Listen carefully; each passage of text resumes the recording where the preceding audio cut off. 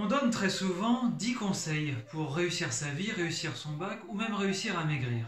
Pourquoi toujours ce nombre 10? Quelques éléments de réponse avec Aristote et Jamblique.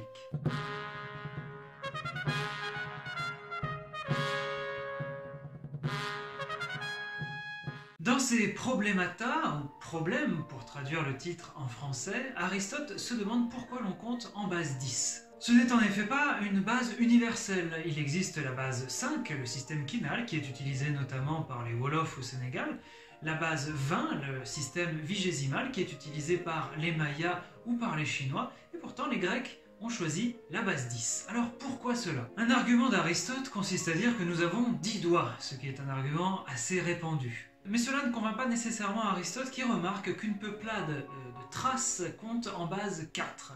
Sans doute, dit-il, parce qu'ils n'ont pas la mémoire suffisante pour aller au-delà de 4. Ce qui n'est pas le cas des Grecs évidemment, qui sont bien plus intelligents. Le point fort du nombre 10, d'après Aristote, c'est qu'il contient tous les types de nombres, pairs et impairs, de longueur et de surface, premiers et composés. Alors Aristote est très elliptique dans ce passage. Qu'est-ce que cela peut bien signifier? Jamblique nous donne une réponse plus précise. Et quand je dis Jamblique, c'est en réalité le pseudo-Jamblique, car les théologoumènes arithmétiques sont une œuvre attribuée à Jamblique, dans laquelle l'auteur s'intéresse aux propriétés philosophiques, voire magiques, des nombres. Aristote disait que le nombre 10 contient les nombres pairs et impairs. En effet, il les contient à parité. On a 1, 3, 5, 7, 9 d'une part pour les nombres impairs, et 2, 4, 6, 8, 10 pour les nombres pairs. Aristote disait ensuite que le nombre 10 contient les nombres de longueur et de surface. Alors là, ça fait appel à une métaphore pythagoricienne assez célèbre qui consiste à associer le nombre 1 au point, donc à la dimension 0, le nombre 2 à la droite, puisqu'il faut 2 points pour faire une droite, c'est-à-dire donc la dimension 1. Ensuite, le nombre 3 correspond au triangle, et donc finalement au plan, la dimension 2, et enfin le 4 correspond à la pyramide, et donc à la géométrie dans l'espace, la dimension 3.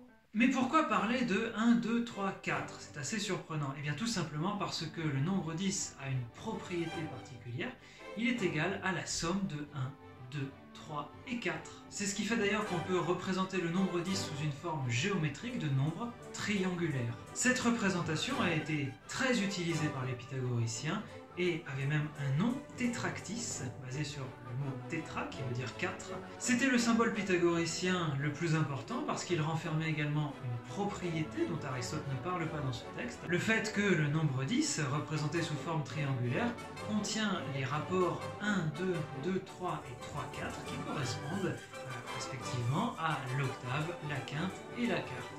Pour plus de précision sur cette association entre musique et arithmétique, je vous renvoie vers l'épisode numéro 2 d'arithmétique.